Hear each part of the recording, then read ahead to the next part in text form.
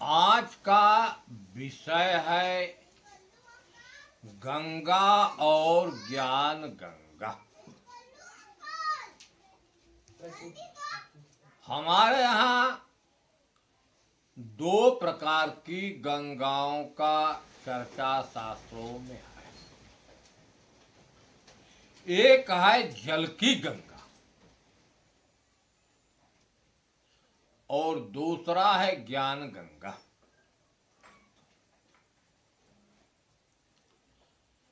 जल की गंगा में नहाने वाले बहुत लोग हैं। जितने लोग पाप किए हैं सब गंगा में नहाना चाहते हैं।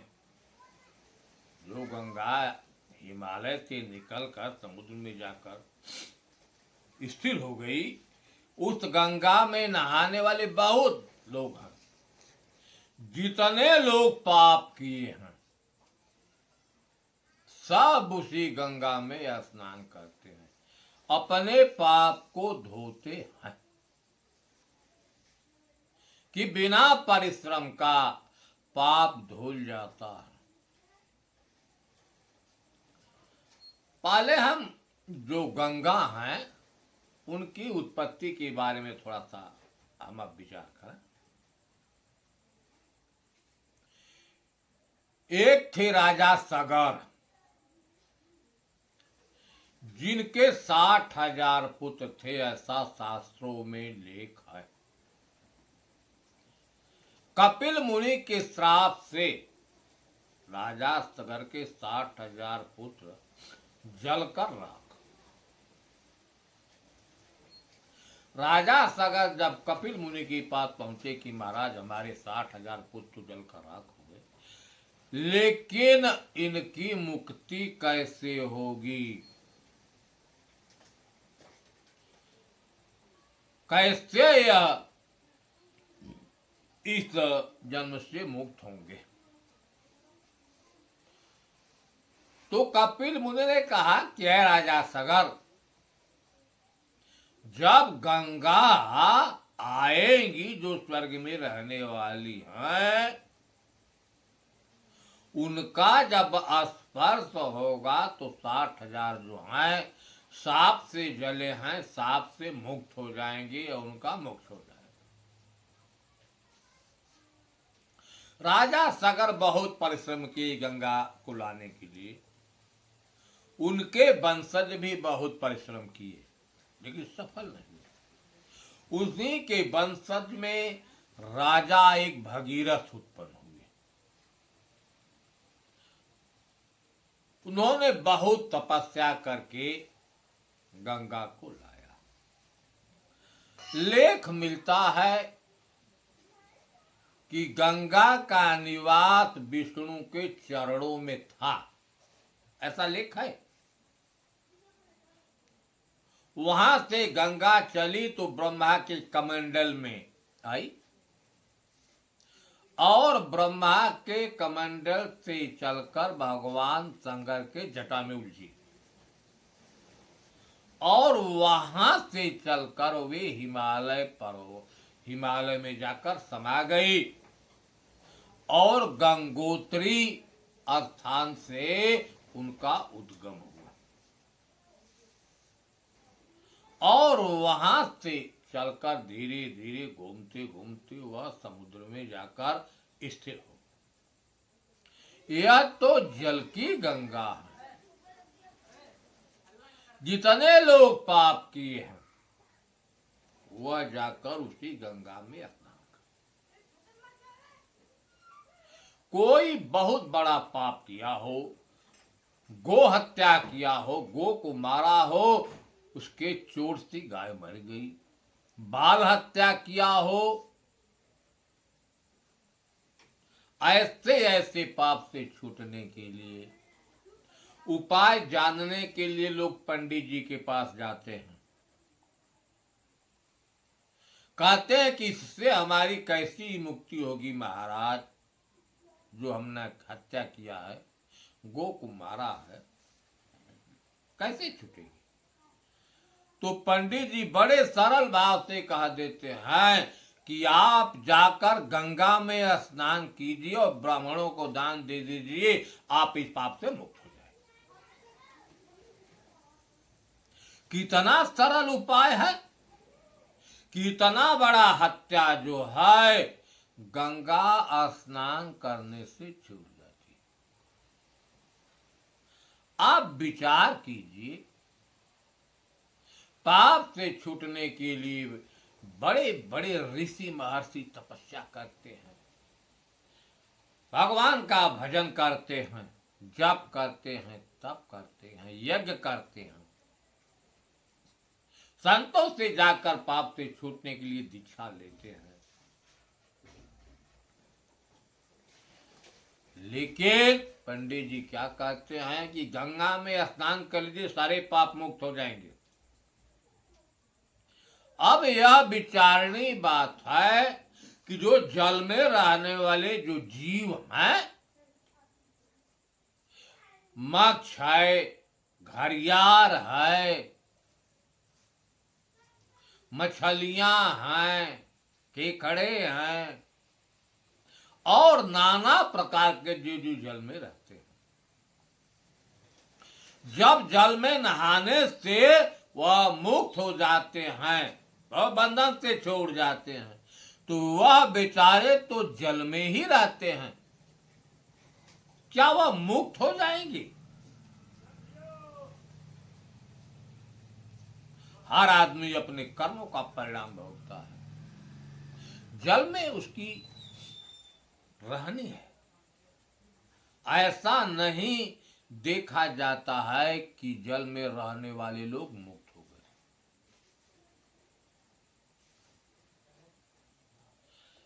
लेकिन आज भी लोग बड़ी चाव से गंगा में पाप होते हैं, लेकिन विचार करने पर किसी का पाप नहीं छूटता। यह एक प्रकार का भ्रम है।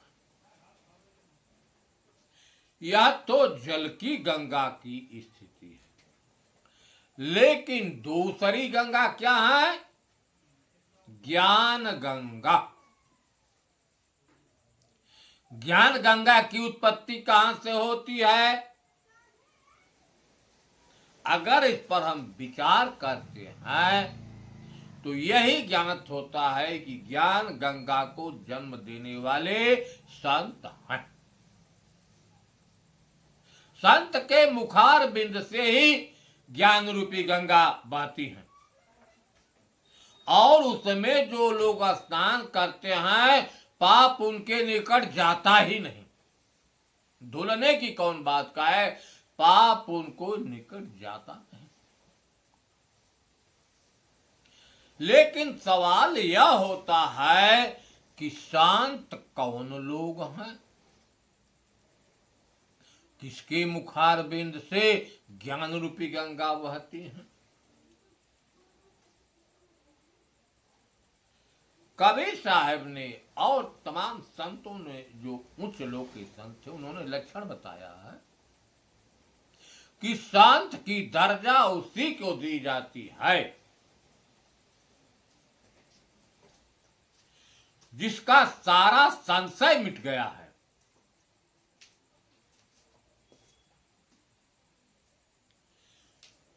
जो विकारों से रहित हो चुके हैं,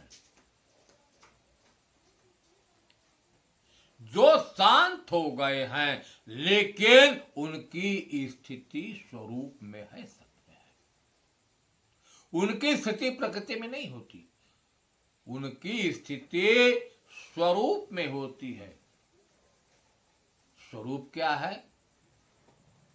वही लेख है कि सतगुरु स्वयं स्वरूप,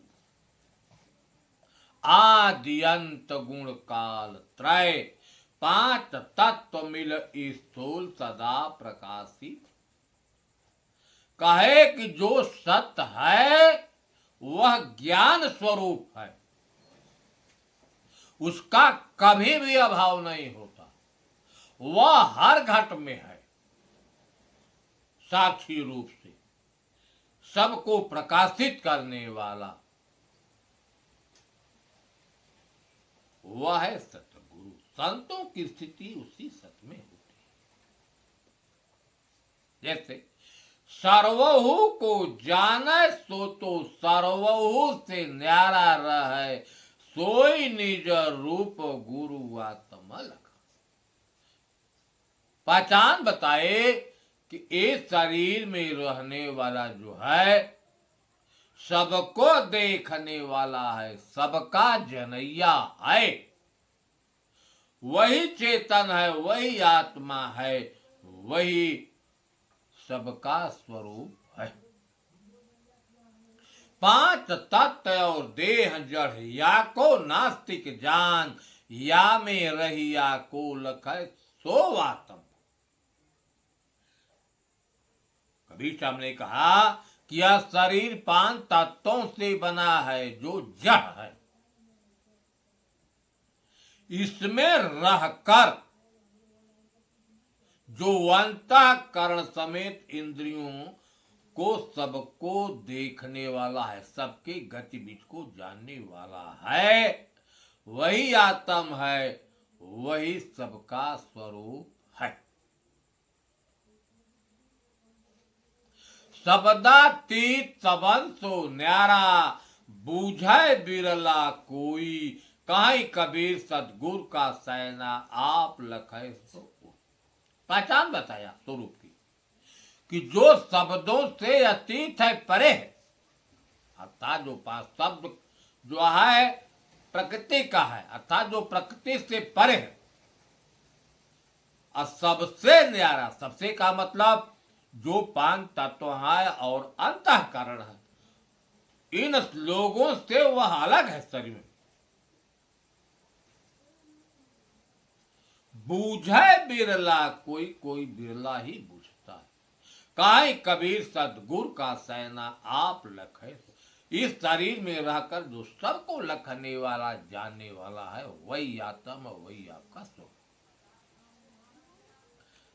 ऐसे स्वरूप में स्थित रहने वाले संत कहे जाते हैं।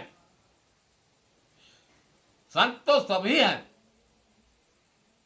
लेकिन कबीर साहब ने कहा कि साधु साधु सब बड़े अपनी अपनी ठौर, अपने अपने ठौर स्थान से सब बड़े हैं, लेकिन शब्द विवेकी पारखी माथे का सिर मोर।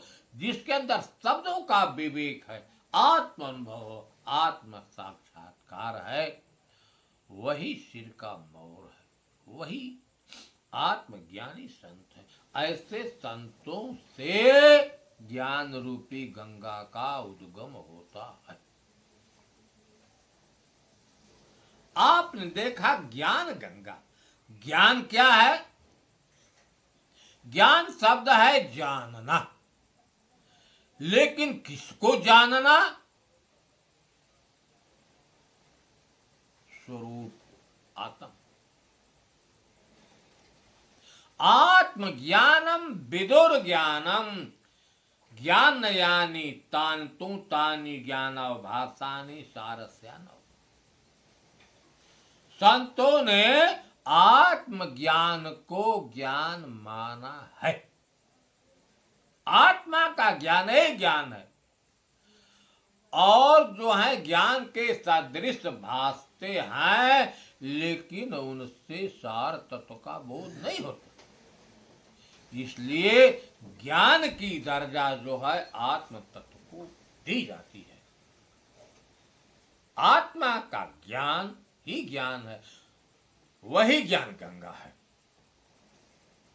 कबीर साहब ने कहा, उन्होंने कहा है क्या कि सब घट मेरो साइया, सूनी सेज न कोई, बलिहारी व घट का जाखट। इस घट में रहने वाला जो है वही स्वामी है, वही मालिक है, उससे कोई सेज माने शरीर खाली नहीं है। लेकिन कहा उस घट की बलिहारी है कि जास घट में वह प्रकट हो जाता है। कृष्ण ने कहा ज्ञान के बारे में, क्षेत्रज्ञम चापी माम वेदे सर्व क्षेत्रेषु भारत। कहा क्षेत्रज्ञ माम वेदि सर्व क्षेत्रेषु भारत। क्षेत्र क्षेत्रज्ञ योर ज्ञानम यत ज्ञानम। क्षेत्र माने होता है खेत। क्षेत्र इस शरीर को कहा गया है। इस शरीर में कर्म रूपी बीज बोए जाते हैं। अब जैसा बीज बोया जाएगा वैसा वृक्ष होगा, वैसा फल होगा। इसलिए शरीर को क्षेत्र कहा। लेकिन शरीर में अंतःकरण है, इंद्रियां हैं, जो कुछ गति होती है उसको जानने से उसी को क्षेत्रज्ञ कहा। ज्ञान अमर पद बाहरे, नियरे है सो दूर, जाने ताको निकट है अनजाने। कहा अमर पद का ज्ञान ही ज्ञान है। वास्तविकता में अमर क्या है? जिसकी कभी मृत्यु नहीं है। मृत्यु किसी की नहीं होती, चाहे जड़ हो चाहे चेतन। केवल परिवर्तन होता है, उसका समूल नाश नहीं होता। लेकिन इस शरीर में रहने वाला जो है अविनाशी व शाश्वत एक रस रहने वाला है। उसका स्वरूप ही ज्ञान है, वह सबको जानने वाला है। इसलिए कहा कि उसका ज्ञान, यही गंगा है। राम ने कहा कि ज्ञान मान जा एको नाही, देख ब्रह्म समान सब। कहा उन्होंने कि ज्ञान मान जह एको नाही, जिसके अंदर मान बड़ाई नहीं है वह ब्रह्म को समान रूप में सब में देखता है। कहा यह जो इसको धारण किया है वह ज्ञानी है। अनेक कथानकों से हम इस बिंदु पर पहुंचते हैं कि सभी लोगों ने एक आत्मा को, एक राम को, एक ब्रह्म को, एक हरि को, एक सत्पुरुष, एक के ही अनेक नाम है, अनेक नहीं है, लेकिन लक्षणों के मुताबिक उन्होंने अलग अलग नाम से कहा है। वास्तविकता में आत्मा का ज्ञान ही ज्ञान है। नित्य सर्वत्र यो है आत्मा, कूटस्थो दोष वर्जित, एक भिदते सकता माया न स्वभाव। नित्य सर्वत्र यो है आत्मा। यह आत्मा नित्य है, शाश्वत है और सब में है। यह आत्मा दोषों से वर्जित है। दोष क्या है? काम है, क्रोध है, लोभ है, मोह है, मद है, मत्सर है, ईर्ष्या है, द्वेष। यह विकार है। आत्मा इन विकारों से परे है। लेकिन यह विकार होते हैं कहां, यह भी हम जान लें। यह विकार अंतःकरण से ही उत्पन्न होते हैं। इनका निवास स्थान अंतःकरण है। अर्थात यह मन, चित्त, बुद्धि और अहंकार में ही रहते हैं। इसमें रहने वाला जो चेतन है वह निर्लेप है। वह तो मात्र साक्षी है, सबको प्रकाशित करने वाला है, सबको चेतना देने वाला है। उसका ज्ञान ज्ञान है। अष्टावक्र जी ने कहा, आत्मा का लक्षण बताया। कहे कि आत्मा साक्षी विभु पूर्ण एको मुक्तस्य निष्क्रिय। कहे इस शरीर में रहने वाला जो आत्मा है वह साक्षी है। साक्षी का मतलब होता है देखने वाला। अंतःकरण में जो कुछ क्रिया होती है अर्थात मन, चित्त, बुद्धि, अहंकार जो है, मन नाना प्रकार का नाना जगह दौड़ता है। चित्त की वृत्तियां नाना प्रकार का संकल्प विकल्प उत्पन्न करती हैं। अहंकार आ जाता है, क्रोध आ जाता है। यह इतने सूक्ष्म है, बाहर प्रदर्शित नहीं हो लेते, लेकिन आत्मा जो है इन सबों को देखने वाला है, इसलिए उसको साक्षी कहा गया है। उस आत्मा का ज्ञान है। अष्टावक्र जी ने कहा कि विज्ञते साक्षी पुरुष परमात्मानि चेश्वर। ये शरीर में रहने वाला जो साक्षी है वह परमात्मा ईश्वर ही है, दूसरा नहीं। इसका जब बोध हो जाता है तो वही जन्म मरण का चक्कर टूट जाता है। यह आत्म तत्व की पहचान है। आत्मा का ज्ञान ही ज्ञान है। लेकिन कैसे? मानस की चौपाई है कि जब उसमें आप स्नान करेंगे तब आत्मा में आप स्थिर हो, उसका बोध हो। सब में एक परमात्मा तत्व का ही दर्शन आपको अंदर हो, क्योंकि जो स्थिति एक घट में है सभी घटों में, सब में एक ही परमात्मा है, कोई घट खाली नहीं है।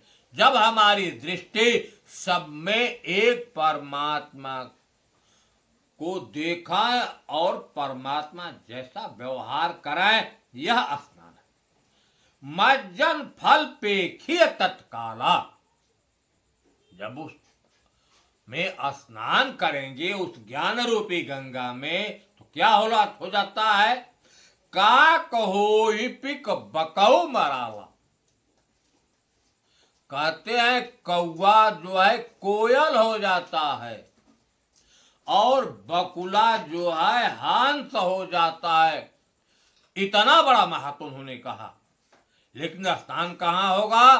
ज्ञान रूपी जब गंगा में। सुनिया चरज कराए जन कोई, सत्संगति महिमा नहीं। सत्संग की महिमा छिपी नहीं। जिन लोगों ने संतों का संग किया, संतों की जरी आत्म तत्व को जाना, परमात्म तत्व को जाना, ब्रह्म तत्व को जाना। भाई कौन? कि वाल्मीकि नारद घट जोनी। वाल्मीकि उत्पत्ति जानते हैं कि वाल्मीकि का जन्म कोलिन से परिवार में हुआ है।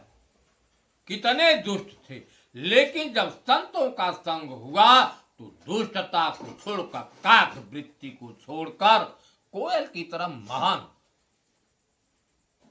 नारद की उत्पत्ति दासी पुत्र से है, लेकिन आत्मज्ञान के चलते ज्ञान रूपी गंगा में स्नान किए तो महान हो। घट जोनी माने कुंभट। कुंभट की उत्पत्ति कोई अवैध पुत्र घड़े में भरकर डाल दिया, लेकिन उनका पालन पोषण हुआ। संतों के संग से ज्ञान रूपी गंगा में स्नान की चलने से हुआ। कितना मान कहे निज निज मुखन कही निज होनी। सभी लोगों ने अपने मुख से कहा कि यह संतों के संग का प्रभाव है। जो लोग ज्ञान रूपी गंगा में स्नान करते हैं, पाप दूर से भाग जाता है, नहीं निकट आता। इतना बड़ा प्रभाव ज्ञान रूपी गंगा में स्नान करने से होता है। लेकिन उसमें स्नान करने वाले कितने लोग हैं? साधक संत, जितने साधो विचार के हैं, शांत हैं, वे ही लोग ज्ञान रूपी गंगा में स्नान करते हैं। लेकिन जो इससे परे हैं, वह लोग अपना पाप धोने के लिए जो गंगा है जल की, उसमें स्नान करते हैं। अगर भवबंधन से छूटना हो तो ज्ञान रूपी गंगा में स्नान करना चाहिए। इसी शब्द से मैं अपनी वाणी को विराम देता हूँ। साहेब बंद।